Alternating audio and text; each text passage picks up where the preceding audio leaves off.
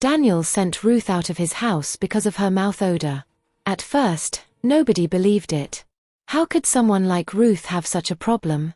Ruth was the kind of girl people described as complete. She was beautiful without trying, tall, light-skinned, always neatly dressed. Her smile alone could stop conversations. Ruth was in her final year, studying mass communication, and she was dating Daniel, a man whose sudden wealth confused everyone. Daniel was not born rich. Everyone knew that. 2 years earlier, he had been just another student managing life with thrift and handouts. Then suddenly, everything changed. He stopped attending lectures. He stopped staying in the hostel. He started driving cars that did not belong to students. He moved into a fully furnished duplex in the most expensive part of town. That was where Ruth moved in with him.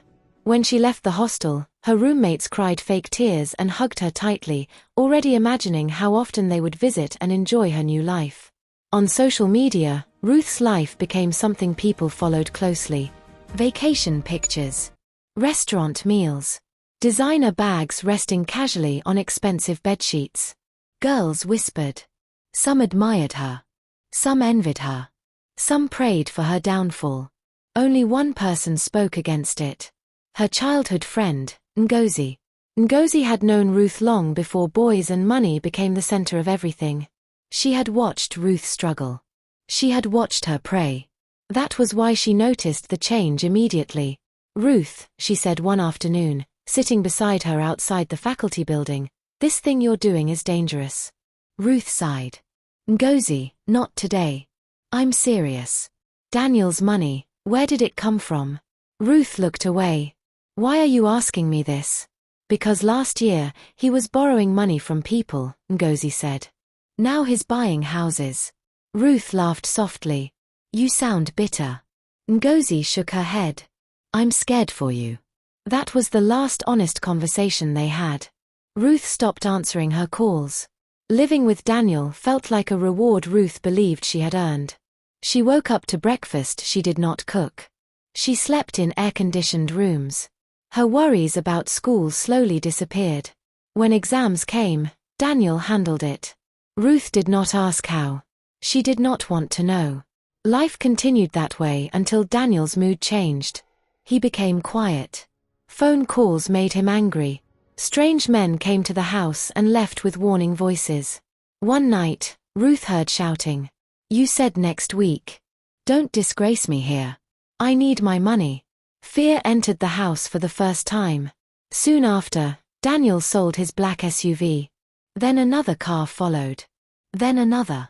They moved out of the duplex quietly, without telling anyone, into a smaller apartment far from the center of town. Daniel was desperate. That was when he went to see a man. A man people did not mention loudly. A man who lived far outside the city. When Daniel came back that night, he told Ruth everything. The money can come back, he said calmly. But there's a condition. Ruth listened carefully. He needs something personal from you, Daniel continued. What kind of thing? She asked. Your saliva, he said. Your toothbrush. Things that touch your mouth. Ruth frowned. That's all? Daniel nodded. She hesitated only briefly.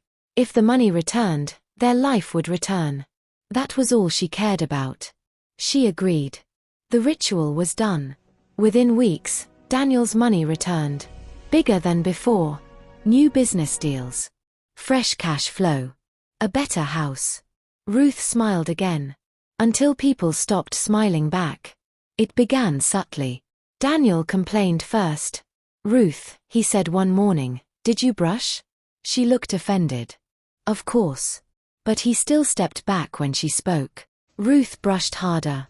She used expensive toothpaste. Mouthwash. Chewing gum. Nothing worked. The smell did not come from her mouth, it came from within her words. And it grew worse every day.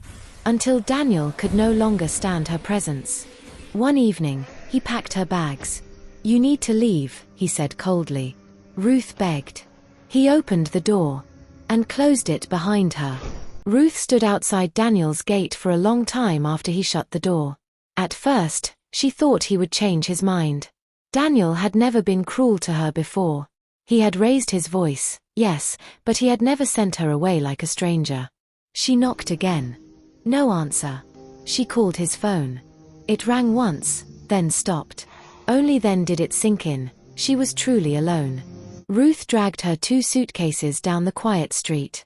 Neighbors watched from behind curtains. Some whispered to each other. Others covered their noses openly. One woman even crossed to the other side of the road when Ruth passed.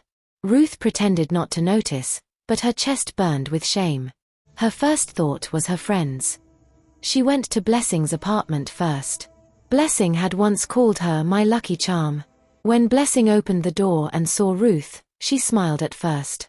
Then the smile froze. "What is that smell?" Blessing asked, stepping back. Ruth tried to speak, but Blessing immediately covered her nose. Ruth, please wait outside," she said quickly.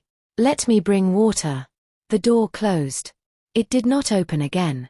Ruth stood there until her legs hurt. Then she picked up her bags and left. The second friend did not even open the door fully. She peeped through the gap, saw Ruth, and shut it immediately. By the third house, Ruth stopped knocking. She understood. That night, she slept in a cheap guest house. The receptionist sprayed air freshener repeatedly after Ruth spoke. By morning, the manager asked her to leave. They said customers were complaining. Ruth wandered through town dragging her luggage, tears streaming down her face. People stared. Children laughed. One man shouted, "Madam, brush your mouth." She wanted the ground to open and swallow her. She thought of going home to her parents. But what would she say? That she left the hostel to live with a man? That she gave her mouth items for money ritual? That she failed exams she never wrote herself? The shame felt heavier than the smell. So she stayed away. She moved from one cheap place to another, until nobody would take her in again. By the third week, she had lost weight. Her lips were dry. Her eyes were sunken. That was when she remembered Ngozi. Her last option. When Ngozi opened the door and saw Ruth standing there, she froze. The smell hit her like a wall. Ngozi stepped back instinctively and opened all the windows. Ruth collapsed on the floor. She cried like a child. She apologized for everything, for calling Ngozi jealous, for cutting her off, for choosing money over friendship. Ngozi listened silently, her heart breaking. When Ruth finally explained the ritual, Ngozi nodded slowly. "This is not ordinary," she said. "Soap cannot solve this." Ruth looked up. "So what do I do?"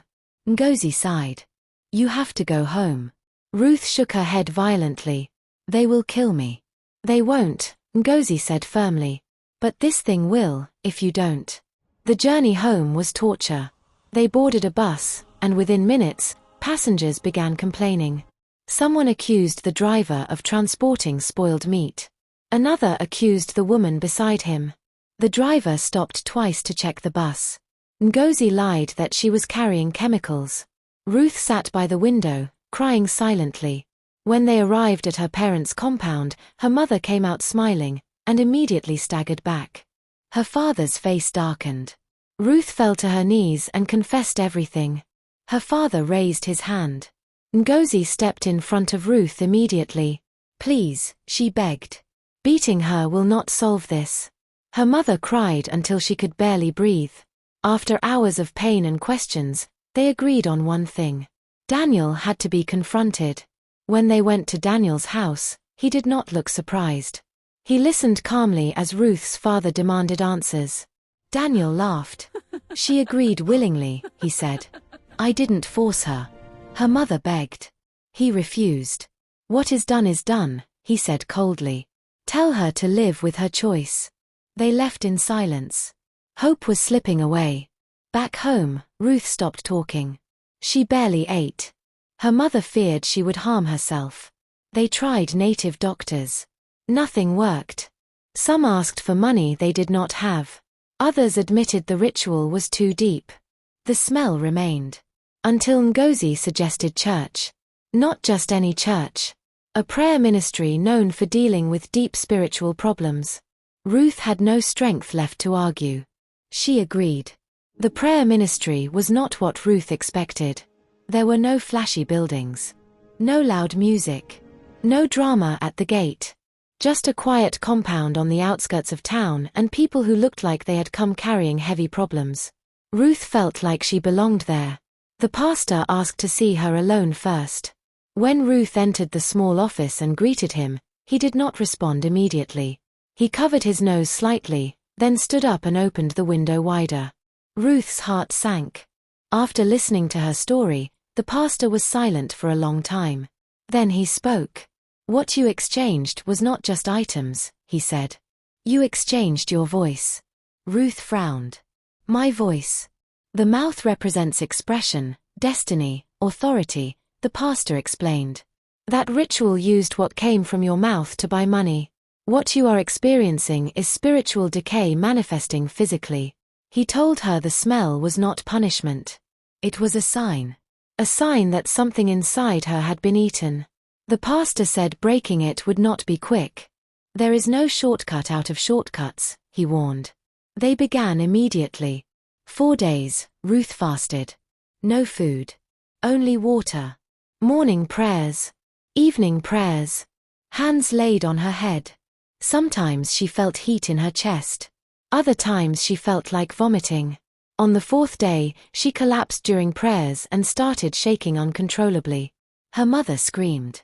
The pastor told them to remain calm. "She is being released," he said.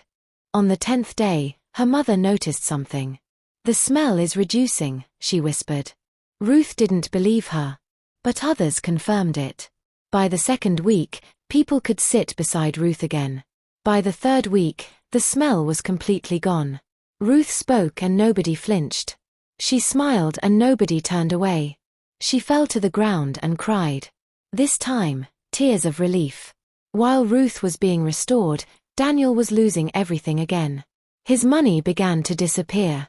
Businesses failed. Deals collapsed. People demanded refunds.